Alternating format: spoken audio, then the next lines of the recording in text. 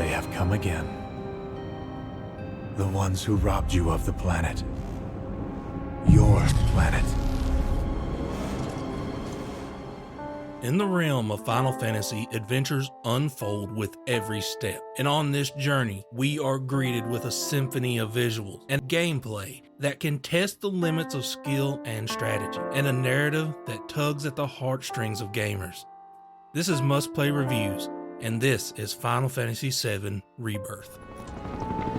And there it was, the first step on our new journey. You coming? Final Fantasy VII starts with a strong impression in the visual department. It takes what existed in Part 1 and ups everything to 11. Cloud, Aerith, Tifa, and the crew surpass the previous models, boasting better hair and cloth detail. Leather now has a sheen and roughness to it, while cloth materials look soft. Each material reacts to lighting differently. Facial animations also have more nuance to them, giving more life to these classic characters. When the camera is up close, skin detail is remarkable, featuring pores and blotchiness, and at times characters become shiny like they are sweating. Red 13 is the best looking character in the game, well, besides Tifa. The detail and animation of his model are next level, surpassing his look in Advent Children. Enemies look better as well, featuring more detailed models and more creative visual design, especially with the Genova and mutated creatures. When in battle, particle effects are heavy. Sparks of electricity, fiery embers, and chunks of ice light up the battlefield from magic spells and abilities, creating a feast for the eyes.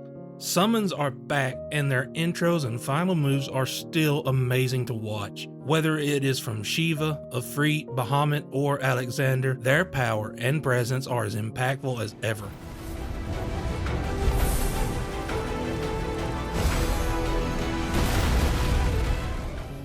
While the characters are stunning, it is the world that takes center stage in this massive open world game. It's the entire planet, which is a monumental undertaking at the fidelity they try to hit. It features the 6 main regions, along with the ocean and northern region. Each one is visually distinct from the other. Cosmo Canyon is full of mesas and old ruins from a lost civilization. The grasslands are a prairie-like region full of flowers and rivers. And the Gongaga region is my favorite. It's a stunning, dense forest with streams flowing through it. Juneau and Corel are coastal regions, while Nibelheim is a rocky, mountainous location. As beautiful as the game is, it does have some problems that stem from overambition. The level of detail on most of the smaller detail objects is pretty bad.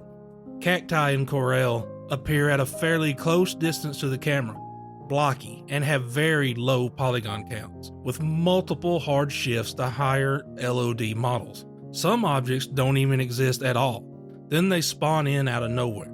Fencing on the Nibelheim airstrip is only present once you get close. Most of these issues come because they push too much detail up close and add more objects to the environment than is needed. Instead of carefully curating what items need to be where, they use an auto LOD system that just culls whatever it needs to maintain frame rate and resolution, creating some significant and jarring pop-in at times. Some world detail items like palm trees and certain rocky surfaces suffer from poor textures that are stretched out and skewed. This happens because it's the same model that is used for the small versions. They just increase the size, distorting its texture. While these things probably won't bother a lot of people, you should still be aware of what to expect. When running the game in 4K, the picture quality is sharp and clear. But in the performance mode, even though they patched it and added a sharp mode, it's still soft and fuzzy looking. There are several contributing factors to this. One is environmental haze, along with other post-processing effects. Also, TAA is bad, causing heavy ghosting at times, leaving trails and artifacts that hurt the overall picture quality, and is very apparent when near water or shiny surfaces. It is the very essence of our star, the blood coursing through its planetary veins. Combat is better than remakes in a variety of ways. It's a bit more challenging, forcing you to exploit an enemy's weakness to stagger them. This makes the action-oriented combat system more interesting over the 50 to 100 hours of gameplay, depending on how much you choose to do. It does feature multiple difficulty levels, like Final Fantasy VII Remake, but there is a new mode called Dynamic Difficult that challenges you more based on your level of skill, which keeps it very engaging with blocking and dodging. Weapon skills do receive some changes. They are acquired through folios, purchasing books, and are unlocked by SP that is earned by increasing weapon levels and just normal level. When you are on the battlefield, the entire group is always present during battle, and even can be seen fighting. Yet they do no damage. It is just there for aesthetic purposes. The deep materia system is back with all of the features of the remake and the original. It is still great and works exactly how it should.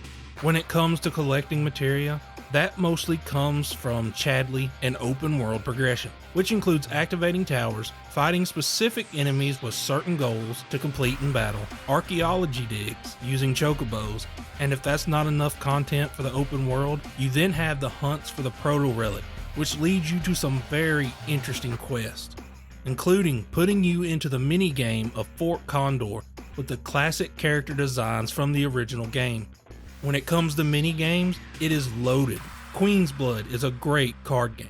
The Golden Saucer has boxing, a motorcycle game, a space battle simulator, and of course, a full-fledged chocobo racing version of Mario Kart. The amount of quality content in Final Fantasy VII Rebirth is impressive, and if you get caught up in it, you will spend hours on top of hours in the world of Rebirth. World traversal plays a huge role in the game, and it does not disappoint. Chocobos are different in every region of the game. Nibelheim has blue chocobos that have a boost feature that lets them hover above the ground, allowing you to reach hidden areas. In Cosmo Canyon, they are gliders, and in the Junon region, they can climb specific walls. You get an off-road vehicle, and the tiny Bronco becomes a ship for even more exploration in the later stages. There is so much content, including a new game plus, like Final Fantasy VII Remakes. This game will keep you busy for hours, especially if you decide to go for that platinum trophy.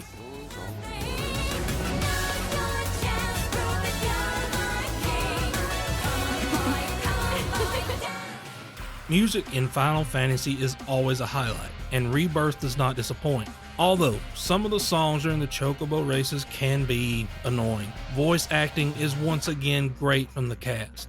The only thing I found strange is that the main cast also voices some NPCs, and it's very noticeable, which could have easily been solved by just not voicing every character in the game.